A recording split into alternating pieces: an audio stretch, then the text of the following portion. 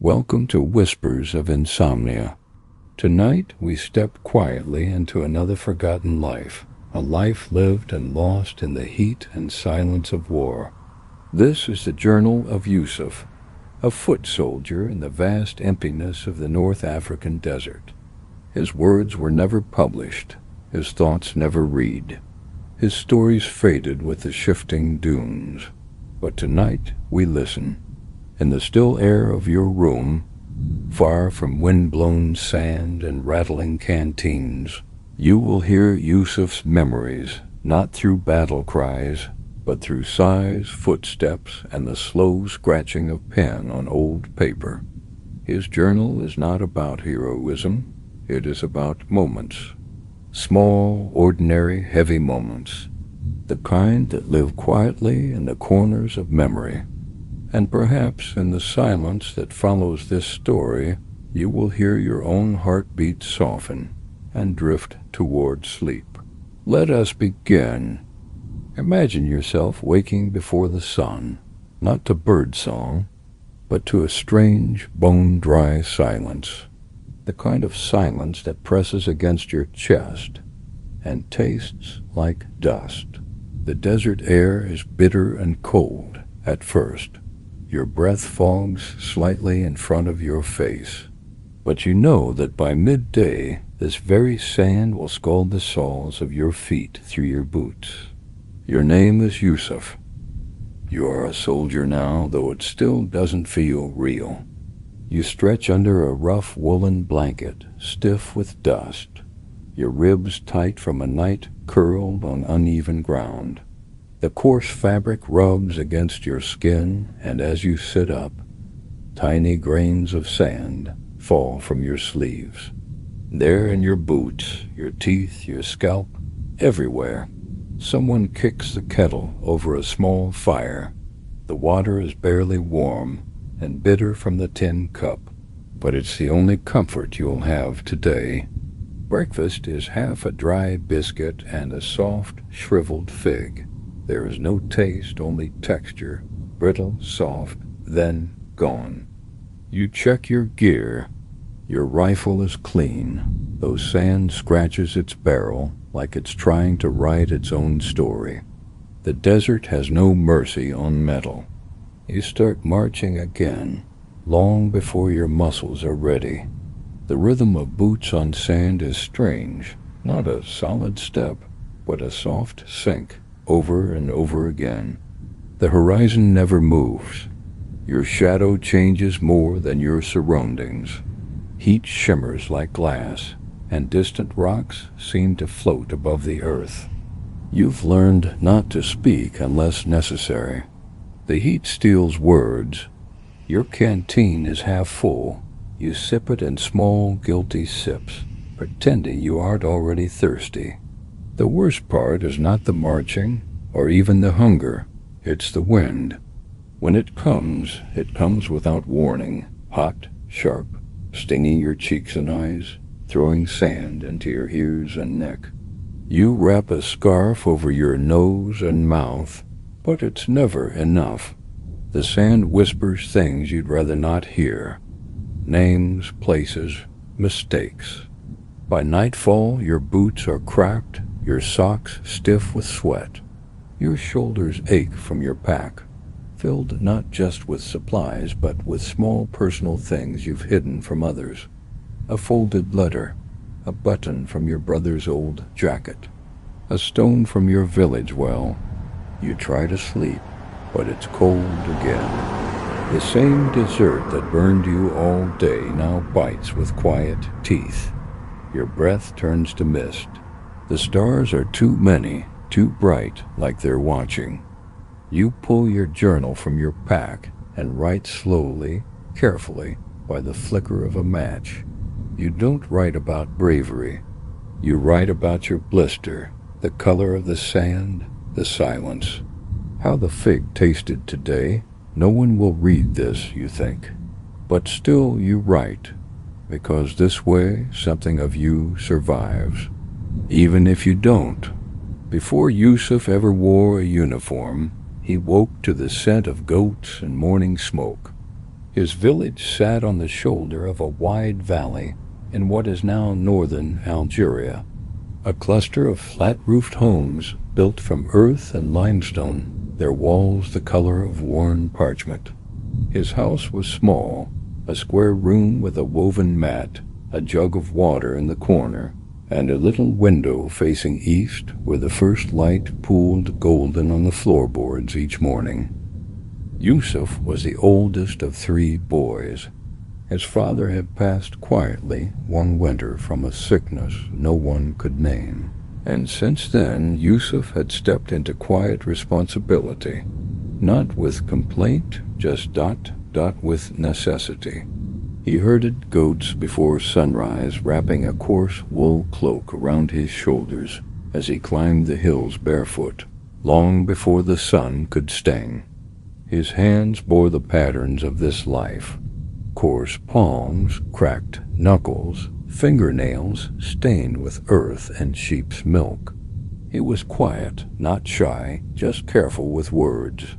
He knew the names of stars and the paths of clouds. He had memorized lines from old poetry his mother whispered when she thought no one was listening. He never imagined war would come, at least not here, not in his life.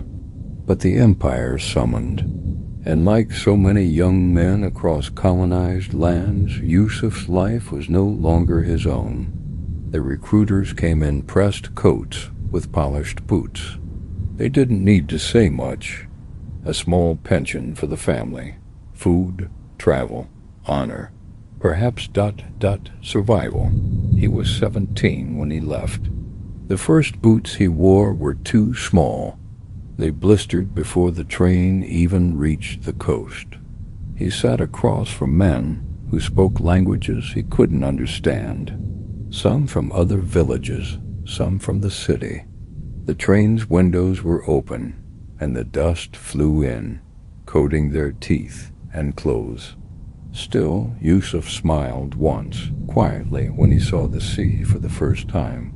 He was given a uniform that didn't fit, a rifle he didn't yet understand, a name badge that spelled his last name wrong, and orders that came too fast in too many syllables. Yet through all this, he tried not to lose the rhythm of who he was. In the pockets of his coat, he kept little things: a dried fig leaf, a tiny sketch of his brother's face drawn in charcoal, a folded note from his mother, the ink faint, the paper worn thin at the corners. In his journal, a gift from a French officer who found Yusuf too quiet to trust, but too serious to ignore. He wrote not about glory, but about goats, about home, the sound of the olive trees in the wind, the curve of a hill he used to nap on. He wrote slowly, shaping each letter with the care of a man who didn't want his voice to be misunderstood, even on paper. And when the war reached the desert, endless, bold, and cruel, he followed orders, marched, slept little, ate less, learned to shoot, learned to carry others, and learned that the silence of the sand was not the same as peace. Still, some part of the shepherd remained. He didn't chase medals. He didn't raise his voice. He looked at the stars at night and whispered the names of goats he'd raised as a boy. That was his anchor. Before Yusuf ever wore a uniform, he woke to the scent of goats and morning smoke. His village sat on the shoulder of a wide valley in what is now northern Algeria, a cluster of flat-roofed homes built from earth and limestone, their walls the color of worn parchment.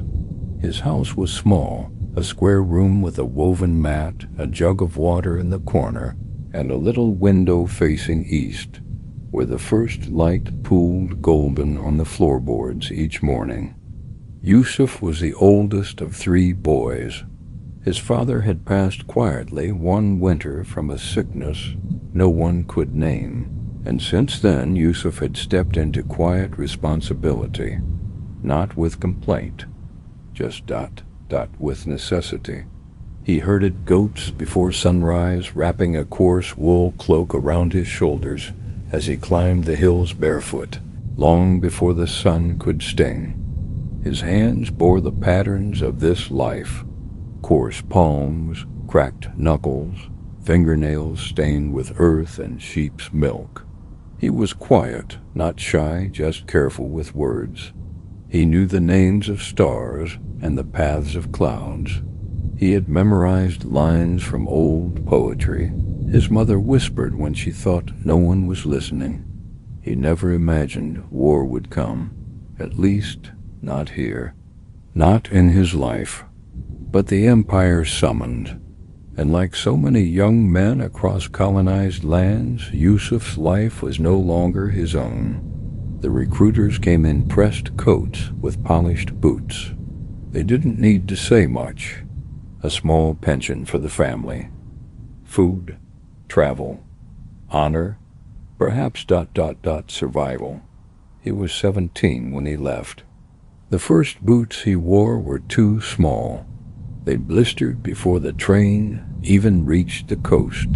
He sat across from men who spoke languages he couldn't understand. Some from other villages, some from the city. The train's windows were open, and the dust flew in, coating their teeth and clothes. Still, Yusuf smiled once quietly when he saw the sea for the first time.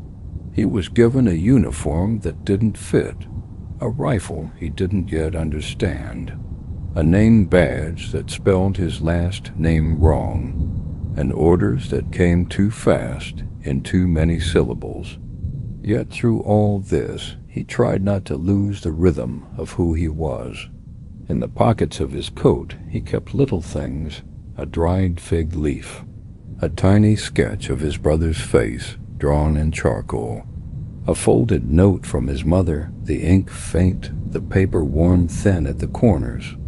In his journal, a gift from a French officer who found Yusuf too quiet to trust, but too serious to ignore.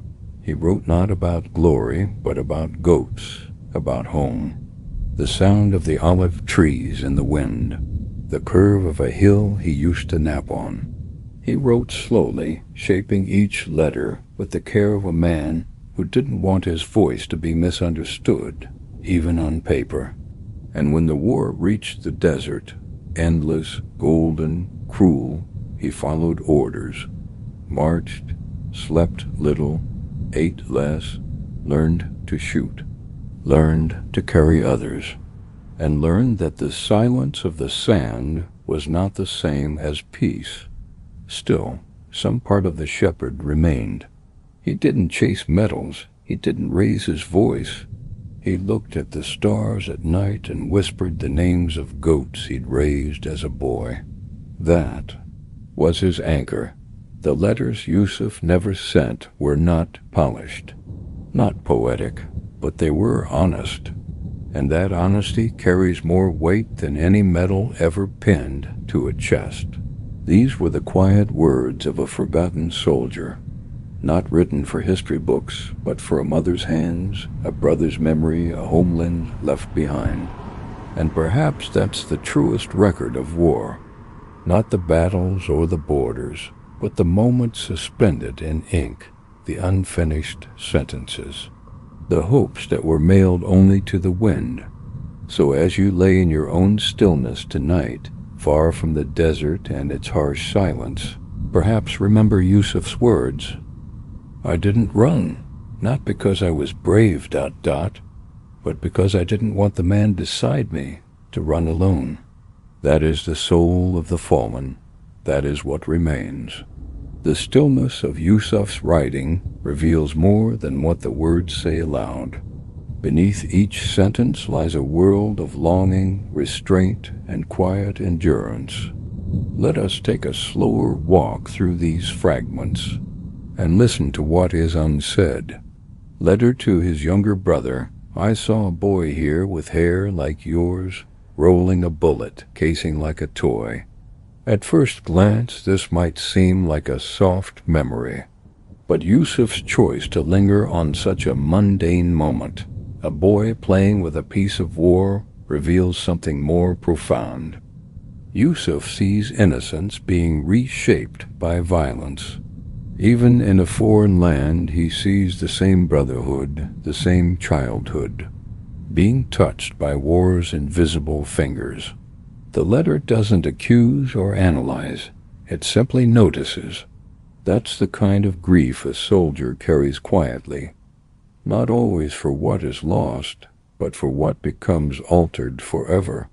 His hope of going back, letting his brother win at stone skipping. It's not just playful. It's a wish to restore something, a prayer almost, for time to turn backward, for normalcy to wait for him. To whom it may concern, tell them I didn't run, not because I was brave, but because I didn't want the man beside me to run alone. In that single line, Yusuf redefines courage.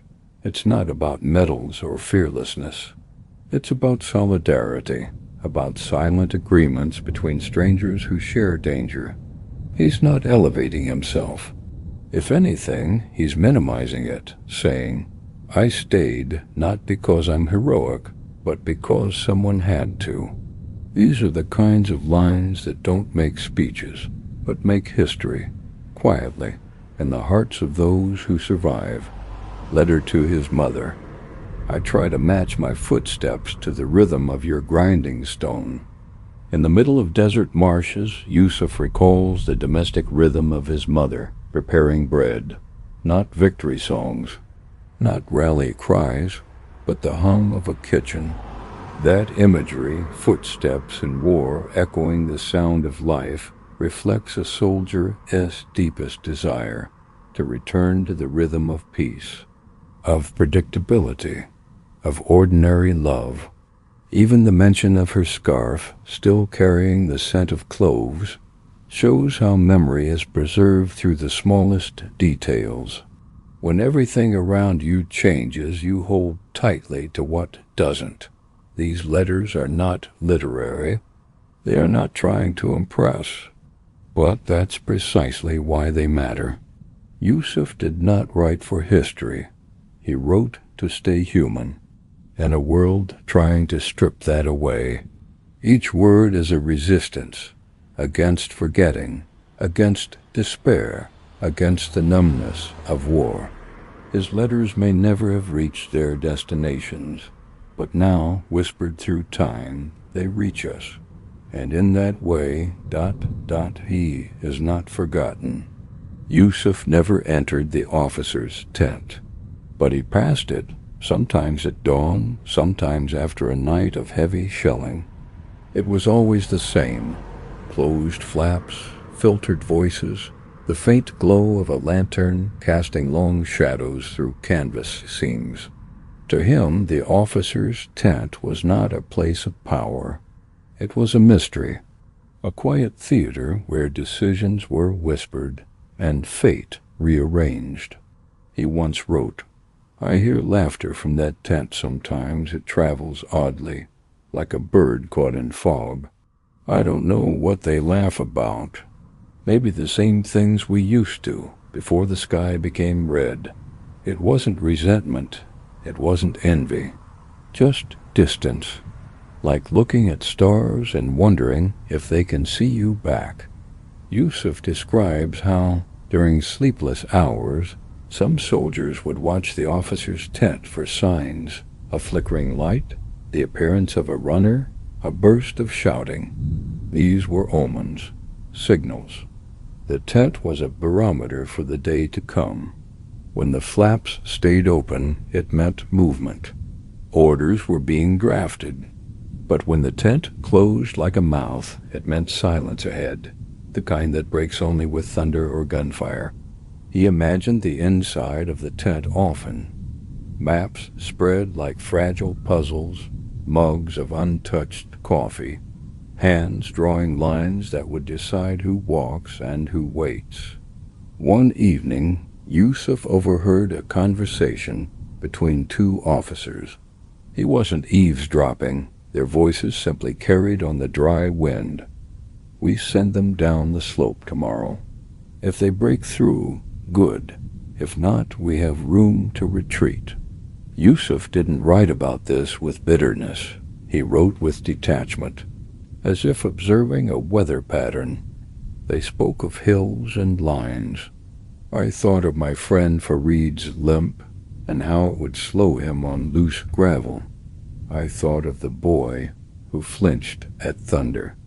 I thought of the man who kept his wife's scarf tucked inside his collar. To the officers, they were units. To Yusuf, they were names. Real, breathing men. There was one moment that haunted him more than shelling or hunger. An officer, a young one, stood outside the tent after dusk, his back to the rest of the camp, shoulders trembling, a hand to his mouth. He wept quietly, Yusuf wrote, and it was the most human sound I'd heard in weeks. That image never left him. In that moment, he wasn't deciding anything. He was just a boy who had read too many names and couldn't carry them anymore. Even within tents of privilege, war cracked through the seams. The officer's tent, it wasn't a fortress, not really. It was just another canvas box in the dust, hiding decisions too heavy for daylight. Yusuf never stepped inside, but somehow through his eyes we see it more clearly than any record or document could show us. We see the man drawing arrows on a map, hand shaking slightly, the moment he hesitates, the breath before he speaks. And we understand everyone in war carries something. Some carry a gun, others carry names, and some, like Yusuf, carry memory. Yusuf's journal contains more than just dates, weather reports, and the movements of troops. Hidden carefully among the pages are letters. Letters written in moments of quiet solitude. Letters that were never sent. Each one is a fragile thread woven through the chaos of war, connecting his mind and heart to a world far away. Imagine unfolding one of these letters. The paper is thin and delicate now, its edges soft by time.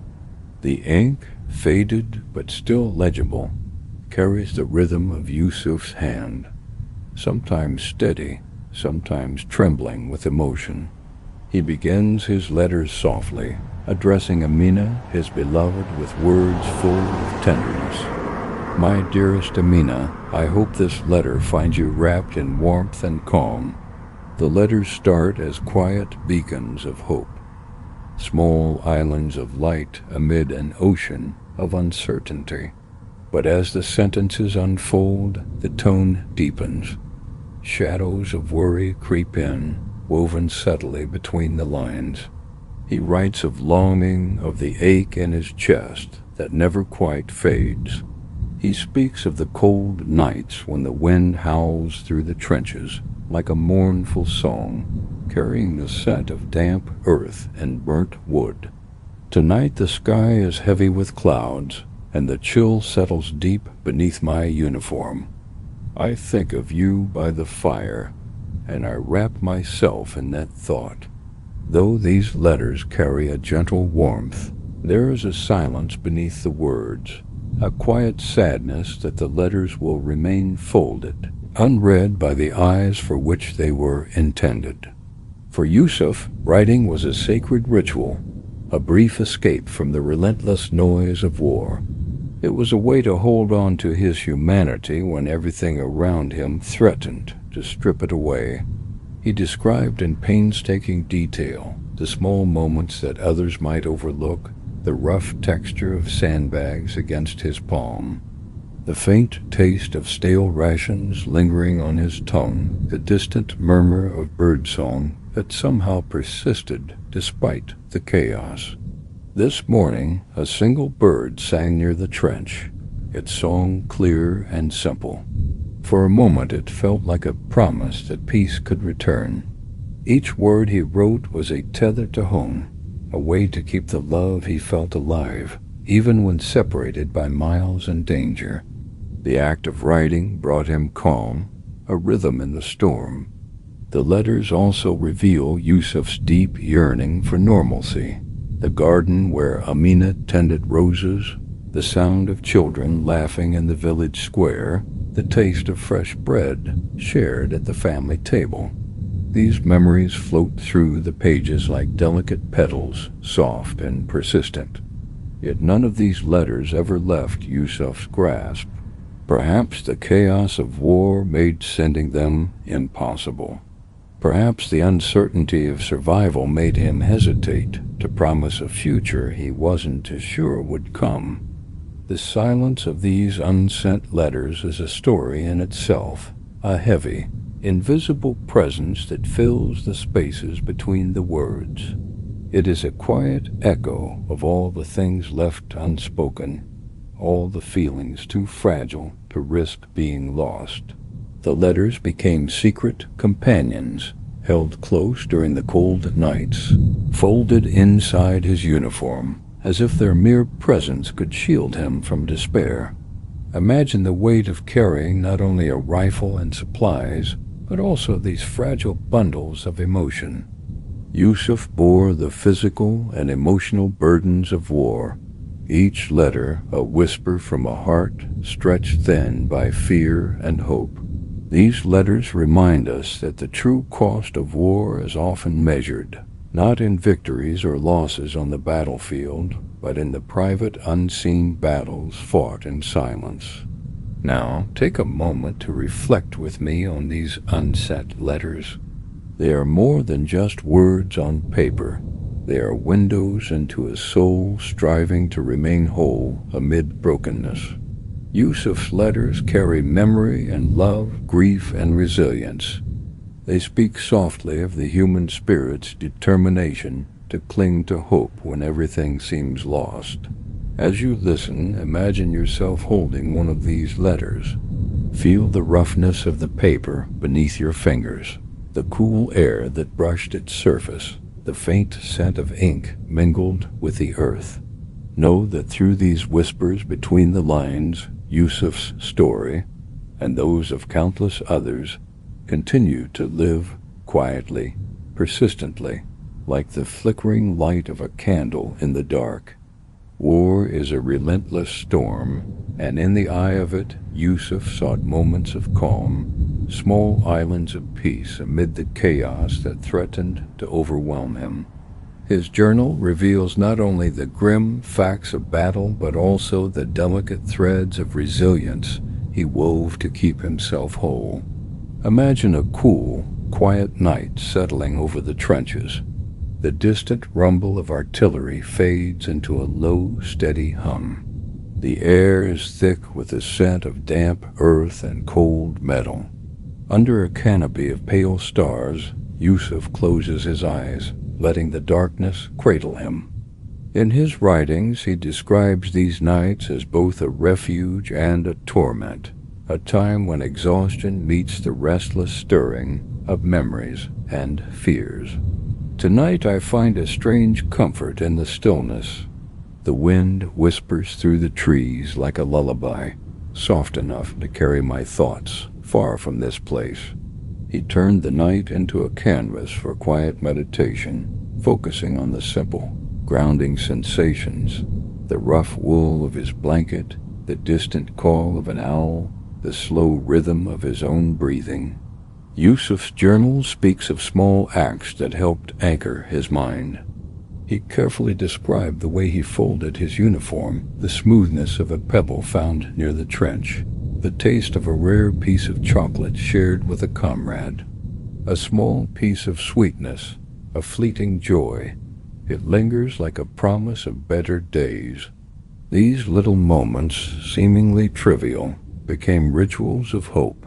The ritual of writing letters, the practice of counting stars, the shared smiles exchanged in brief respites. They all formed a fragile network of comfort. He painted vivid mental pictures of home, recalling the scent of jasmine flowers in Amina's garden, or the warm glow of the hearth on cold evenings. Yusuf was acutely aware that his greatest battle was often internal. His journal reveals attempts to manage anxiety, fatigue, and the ever-present shadow of despair. He described his techniques with gentle honesty, deep breaths to slow the pounding of his heart, focusing on the weight of his body sinking into the earth, repeating prayers or poems to steady his mind. When the world feels too heavy, I close my eyes and imagine the river by our village, how it moves slowly, patiently, never rushing. This mental imagery was more than escapism. It was a coping mechanism that allowed him to maintain focus, endurance, and a fragile sense of hope. Beyond solitary rituals, Yusuf found strength in the bonds forged with fellow soldiers. His journal recounts moments of quiet camaraderie, shared cigarettes, whispered jokes, and unspoken support. He wrote of the comfort found in simple presence, the knowledge that, despite the fear and uncertainty, they faced it together. In the darkest hours, a hand on my shoulder speaks louder than words. These connections, fragile yet vital, helped cushion the blows of loneliness and dread. Even amidst the scars of battle, Yusuf's words reveal an acute awareness of the natural world around him. The delicate shimmer of dew on grass at dawn, the distant song of a lark, the soft rustling of leaves stirred by a gentle breeze. Sometimes I feel the earth beneath my boots breathing steady, ancient, reminding me that life endures beyond this moment. These sensory details offered a kind of quiet reassurance, a reminder of continuity, of life beyond war. Take a deep breath now and imagine standing alongside Yusuf beneath a vast, star-speckled sky. Feel the cool night air brushing your face. Hear the distant whisper of wind through the trees. Reflect on the quiet strength it takes to find peace in such a place, the resilience woven through small rituals, the unspoken bonds, and the mindful breath that holds back despair. Yusuf's coping mechanisms teach us about the power of presence, the way tiny moments, quiet breaths, and simple memories can become lifelines in the darkest times. As you listen, let yourself sink gently into this calm, carrying with you the knowledge that even in hardship, there is a quiet light to guide us. Hope was not a flame that burned brightly in Yusuf's letters. It was instead something softer, more like the glow of dying embers at the edge of night, something you might miss if you weren't paying attention, but still, it was there. When you read his journal, you begin to notice it tucked in between the lines. A short sentence after a long day of marching, a quiet line scribbled beneath a harrowing memory. Not declarations, not promises, just fragments, muted, nearly invisible threads that, together, formed the quiet pulse of a man trying to stay human. We walk again tomorrow. The snow is higher, but my boots still hold, my hands still write.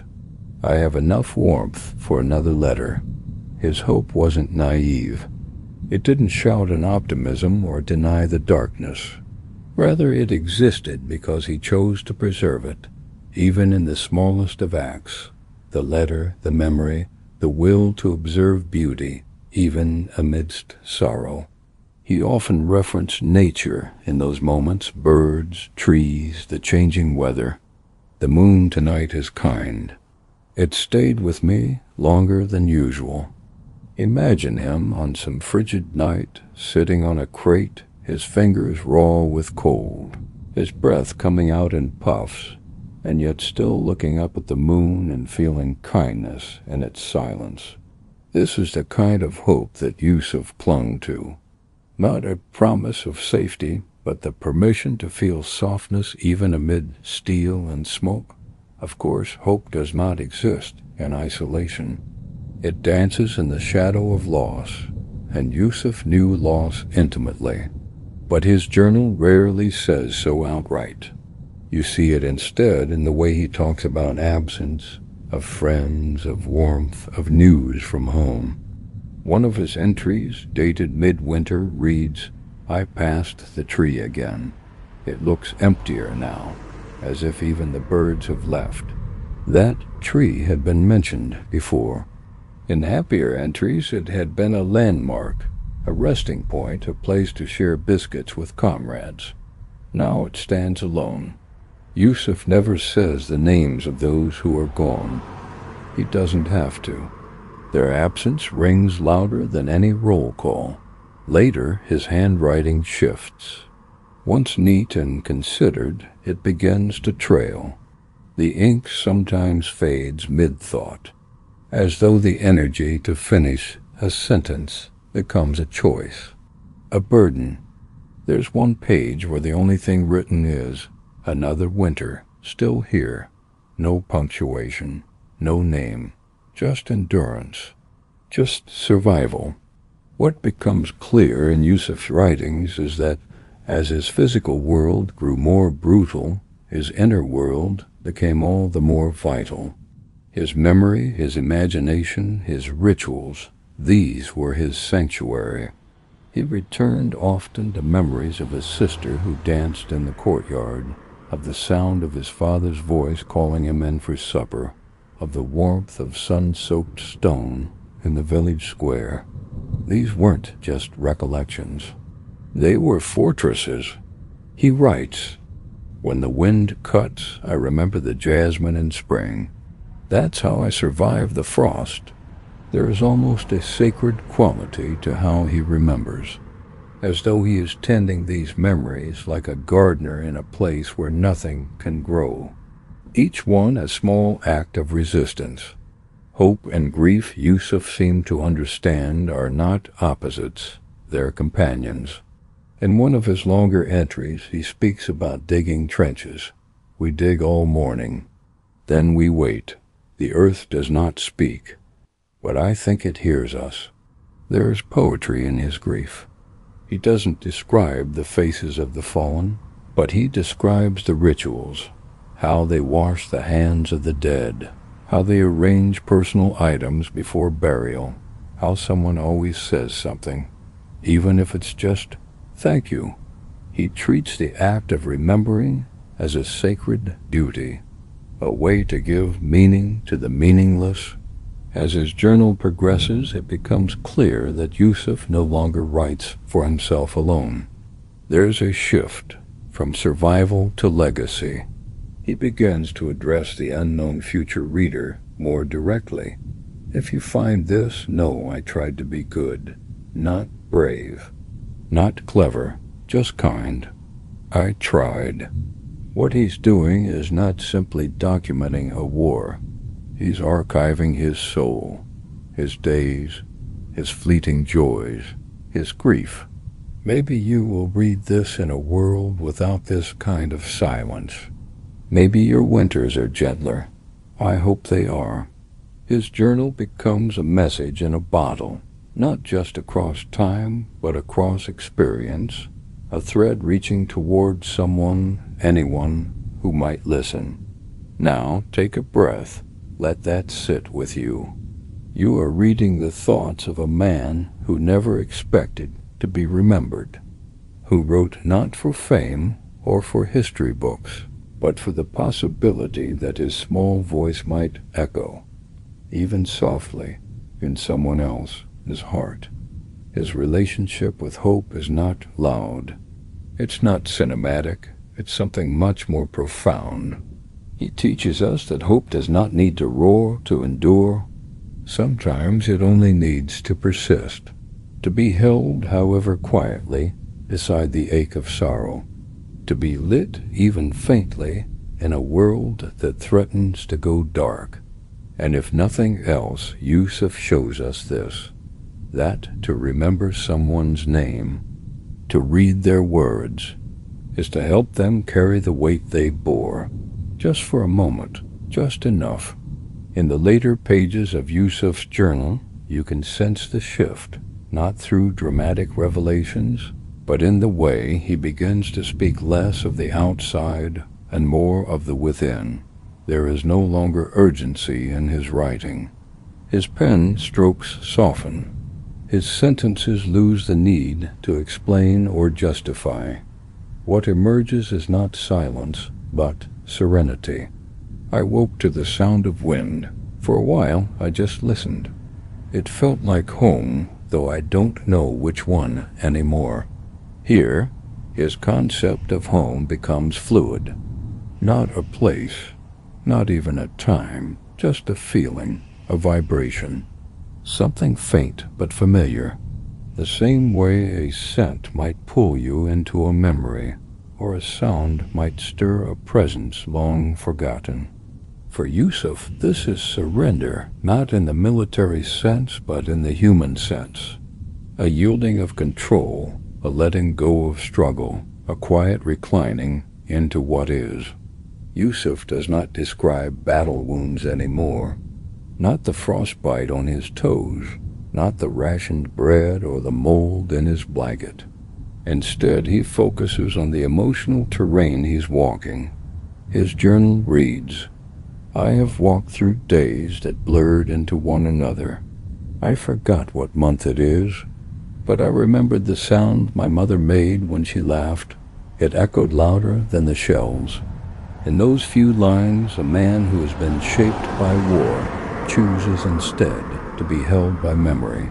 The world around him is becoming irrelevant. What remains is distilled essence, family, laughter, quiet joy. He is not reaching for these memories in desperation.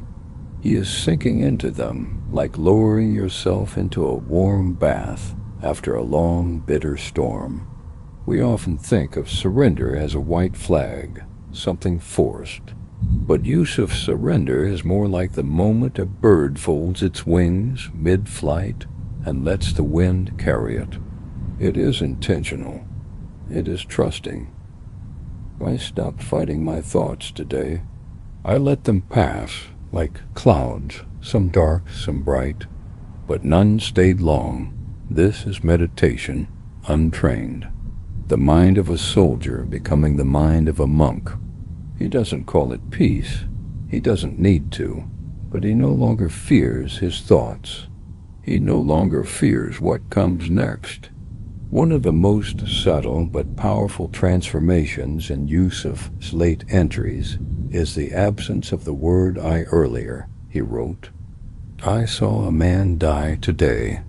Later, he writes, another was taken. He detaches, not in apathy, but in awareness. He is no longer the center of his story. He has become witness. He has become part of a much larger current. This is the surrender of ego, not self-worth, but self-centeredness. What remains is presence, a kind of spiritual quiet, the calm that sits beneath grief and above understanding. If you've ever watched a candle flicker in its final minutes, you'll know this feeling. It dims, but it also glows warmer. The flame grows more orange, more intimate, as if aware it is being watched, as if offering a final gift of light before bowing out. Yusuf is that flame. He does not rage against his end. He observes it, welcomes it, offers us a journal not of drama, but of intimate stillness. This is why his surrender is not sad. It is sacred. It is not that he is giving up hope. It is that he has become hope, preserved in pages. Hope that even in our final quiet, we can be remembered, that our hearts can soften, that letting go is not always loss. Sometimes it's just returning home. He teaches us, even now, that you can be brave without raising a weapon, that sometimes the strongest thing a man can do is to be still. In war, it is often not the grand speeches or defiant charges that sustain a man. It is the mundane, the shoulder that presses gently against yours as you share a trench, the way someone always saves you a piece of the better bread, the nod of recognition when no words are needed.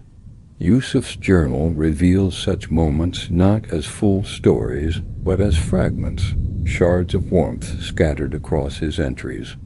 Mark gave me his gloves. He pretended they didn't fit him anymore.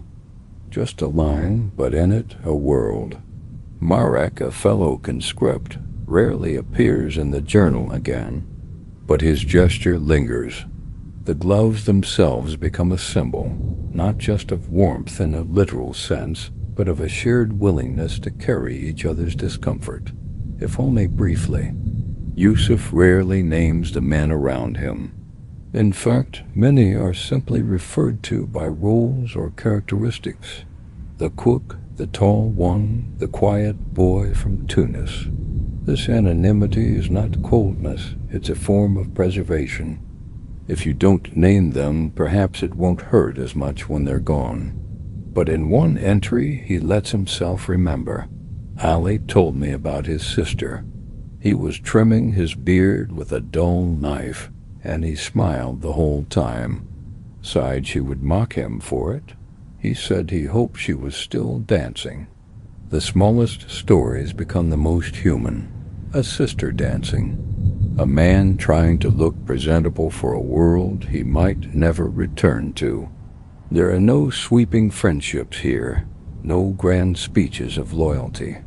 Just two men sharing the memory of someone beautiful, far away. In one passage, Yusuf mentions something that feels almost like a miracle. We made tea, even as mortar whispered nearby. It wasn't sweet, but it was warm. We passed the cup like it was sacred. Imagine that. In a world where metal falls from the sky, where each hour is uncertain, they still boiled water, still passed around a chipped enamel cup, not to drink away fear, but to reclaim something normal, to remind themselves they were still men, still human. This single act, warm tea under the threat of fire, is a quiet revolt, not against the enemy, but against erasure. Yusuf never describes himself as devout, but in one line he writes, borrowed prayer beads from someone who lost faith. They clicked steady in my pocket, like a heart. There is something quietly profound here. The beads were not a symbol of belief. They were a rhythm, a heartbeat, something to hold when thoughts were too loud. Even borrowed faith becomes a lifeline. Let us pause here with Yusuf's gloves, the shared tea, the prayer beads that ticked like a clock in his pocket. These are not dramatic memories. They are not headline-worthy, but they are the real markers of endurance. In the face of chaos, Yusuf found solace not in victory, but in connection. These bonds were temporary. Some of the men never returned. Some faded before his eyes. But their presence stitched something into his soul, a fabric that held him long after the sound of guns grew distant. Perhaps that's what these letters truly are. Not just a record of pain, but of touch, of glances exchanged by firelight, of shoulders brushing in the dark, of human beings trying to say, without words, I see you, and for now you are not alone. And maybe, dear listener, that is the quiet legacy Yusuf left behind. The war had its rituals, marshes, drills, letters home, but the soil, the wind, the stones, they knew no rituals. And yet they became the most intimate witnesses to Yusuf's existence. Yusuf wrote as if the land itself was reading his words. I write not to be remembered by men, but perhaps the dirt remembers where I lay. Maybe the grass someday will grow softer over this page. There's something unsettling about how calm nature can be amid catastrophe. While men cried out and explosions tore craters into the horizon, the earth did not flinch. The sun still rose. The birds, when there were any, still sang. For Yusuf, this unfeeling continuity was both a cruelty and a comfort. He envied it. He feared it. He described how every morning patrol left behind a path of mud-choked boots, but by dawn the ground had often swallowed it whole. Rain and frost reshaped the earth constantly.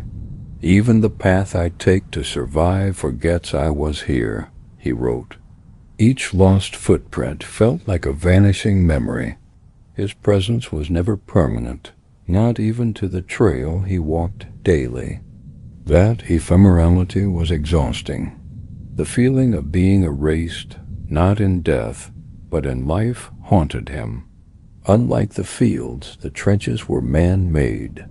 But over time, even those became more earth than effort. The walls oozed moisture. The dugouts slouched inward. Rats and roots claimed the corners. I pressed my back to the wall last night. It wept. Cold water ran down as though the soil itself had grown tired of holding us. The land was not kind, but it was honest. It never made promises. And Yusuf, for all his pain, learned to rely on its consistency. Some mornings Yusuf awoke to a mist so thick it blurred the very idea of war. No trenches, no horizon, no enemy. Just the sound of his own breathing and the rustle of others moving in the white. "There are days the fog is thicker than memory," he noted, "and I forget what side I'm on. The world becomes a whisper, and I am the only voice not speaking." He came to cherish those mornings. Fog was a mercy. It slowed the world. It gave him hours to think, even if the thoughts were heavy. Even more haunting than the blood-soaked fields were the quiet ones.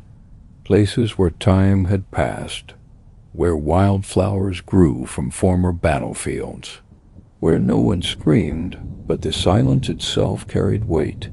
He never used the word beauty in his journals, but there were moments that brushed against it. A yellow bloom, small as a thumbnail, pushed through the place where Corporal Henry died. I don't know what to make of that.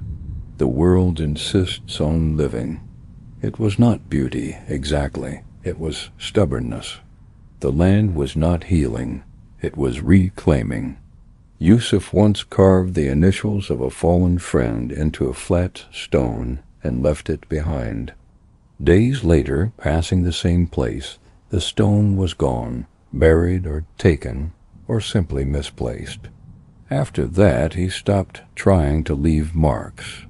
But he gave names to landmarks anyway, not official names, just private ones. Adnan's Ridge, Elif's Hollow, the broken tree where we waited. To anyone else they meant nothing, but to Yusuf they were proof of memory. There are ghosts in the hills, and they don't ask for monuments, only that someone still walks by and remembers.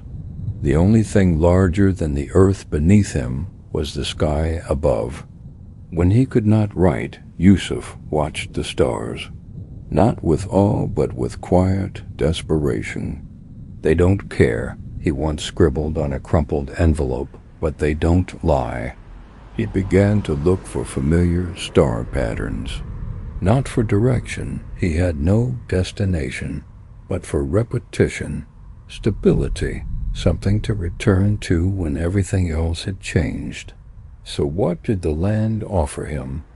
Not protection, not shelter, not mercy, but it offered constancy, and in war, that was its own kind of grace. When people lied, when orders contradicted, when the future evaporated, the soil remained. The wind still cut through the trees. The stars returned each night. The land then became Yusuf's confessor. His journal was not just addressed to himself, or to some imagined reader, but to the very ground he walked upon. He did not ask it to understand him. He only asked that it not forget. And perhaps, tonight, neither do we. As you lie now, safely silently, take a breath and imagine the wind brushing over a nameless hill, the stars watching without judgment, and the earth quietly remembering a man named Yusuf, who once walked softly across it. He did not need a statue, only that we still read his name. Winter in the trenches was not simply a change in weather, it was an erasure. The ground became unshovelable. Breath turned instantly to mist. Fires struggled to stay lit, and men moved more slowly, less like soldiers and more like memories trying not to vanish. Yusuf began this final season already thinner, already quieter. He wrote less often. When he did, the ink froze before it dried. Today the pen wouldn't move. I warmed it in my hands until it bled again. Strange, that ink and I both freeze and bleed now. The frost made even silence louder. A cough could echo through the dark like a misplaced bullet. Snow-muffled footsteps made the world gentle, but only in sound, never in consequence. Extra blankets were distributed. Scarves, gloves, anything that might preserve warmth. But the chill had already sunk deeper than the skin. I have worn every scrap of cloth I own. But I still dream in frost, Yusuf noted. Not of home, not of summer, just of absence. He began wrapping his journal in oiled cloth, afraid it might soak through with melted snow. It was the only thing, he said, worth saving from this thawless grave. Nights grew longer and colder. Each man was issued a tiny candle, a flicker of borrowed light. For many it was not enough to read by, but Yusuf still tried.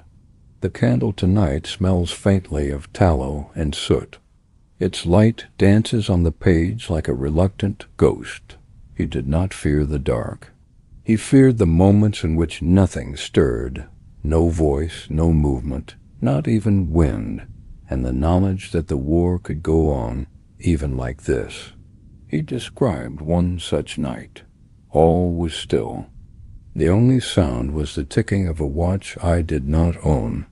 It's unclear if this was poetic license or hallucination, but the image lingers, Yusuf alone in the cold, listening to a borrowed timepiece, counting down a war that would not end. Food was rarer now. Bread froze so hard it had to be cracked with a bayonet. Coffee arrived as cold sludge. The water in their canteens iced over. A man could go 3 days on nothing but hope and stale biscuits. The stew was gray. I ate it anyway. It tasted of ash and something older, like forgetting. Yusuf wrote of hunger and metaphors more often than fact. He rarely described starvation, but he often used language that hinted at depletion. I feel thin, even in thought, as if memory is running out of calories. Perhaps the cruelest part of winter wasn't the frost, but the silence from home. The mail grew more sporadic. Trains were blocked by snow. Roads washed out or frozen. Men began to doubt that anyone still wrote to them. Yusuf had a routine. Every evening, even without mail, he would check the pile, just in case. The sack came today. Nothing for me. I didn't expect it. Still, I waited, as if hope might fall out late, clinging to the bottom like a forgotten coin. By now, his writing had changed. Fewer flourishes, shorter sentences. Some days just a date, followed by a single line. January 17th. I am still here. I don't know why. January 20th. Another man slipped into the snow. He didn't scream. There is no poetry in these entries. Just survival, traced in cold ink. The last readable page of Yusuf's journal reads, "It snowed again. The flakes are heavier now. They fall like sleep. Maybe tomorrow I'll let them cover me. No signature. No farewell. We cannot know if he survived that winter. His name appears on no death register, nor on any list of survivors. Perhaps he was taken as a prisoner. Perhaps he was lost in a retreat. Perhaps he simply vanished beneath the snow in silence. There's something profoundly haunting about Yusuf's final pages. Not in what they say, but in what they stop saying. War takes many things from a man. Blood, limb, sanity. But to take language, to make a writer fall silent, that is perhaps the cruelest loss. The frost, in the end, may have stolen his words, but his silence still speaks. Tonight, as you drift off, picture the candlelight flickering against a shaking hand, the snow tapping against the tent, the paper, damp and curling at the edges, still clutched gently in a frozen glove. And remember, some stories don't end. They simply fade with the light. As the frost softened and the war began its slow, grinding shift to new fronts, Yusuf's name stopped appearing on morning rosters. Some say he deserted. Others believe he was swallowed by a collapsing trench during the last great storm of that winter. A few suggest he walked off into the snow, unarmed, unburdened, and unafraid. Not as a soldier, but as someone finished. But the truth? It lies somewhere between rumor and memory, between what was written and what was never said. Yusuf's journal was found in early spring, frozen shut between two mess tins. It was discovered by a quartermaster who had been assigned to clean abandoned barracks. He noted the cracked leather cover, the thin handwriting, and the way each page smelled faintly of gunpowder and ash. The ink had bled in some places, the quartermaster later wrote, but it still felt like it was breathing. In it were fragments of Yusuf's thoughts, some coherent, some unraveling into metaphor, others just silence. Yet the final page, one never dated, offered a line that lingers still. If I am not found, then let this find you. I was here. I was alive. I tried. That simple statement has been quoted in museums, read at memorials, and whispered by historians. But its truest purpose was never for us. It was for someone he loved, a sister, a mother, perhaps a friend, who never received a single letter. Yusuf knew the war might erase his body, so he chose to leave behind something it could not destroy. Voice. In many cemeteries across former war zones, headstones are marked "Known unto God." Yusuf's could easily have been one of them, an unknown, a lost, a disappeared. But the journal changed that. Though he may not have a grave, he has a name. Though he may not have family left to remember, his words survive. And through them, a voice continues to whisper into the quiet. This is the promise of Journal of the Fallen, that those whose stories were left unfinished can still speak in the dark through paper, ink, and quiet remembrance. As you prepare to close your eyes tonight, imagine Yusuf's final night, not as a tragedy, but as a soft exit from a world too loud for kindness. Picture the sky a pale silver above him, the snow gentle as ash, his coat wrapped tightly, his journal pressed to his chest. Perhaps in those last moments he was not afraid. Perhaps he was only tired. I watched the snow fall like the hours, he wrote. Each flake landed without sound, like sleep. Soldiers like Yusuf fought two wars, one on the battlefield and another within themselves, to remember who they were before the noise, to remember a garden, a sister's laughter, a summer that smelled of figs. The war tried to take those things, but he wrote them down, and now we remember them for him. As you drift deeper into sleep, let your mind wander gently through the fading light of his last winter. Let the sound of distant snow settle into your breath. And know this, even when history forgets, memory can still whisper.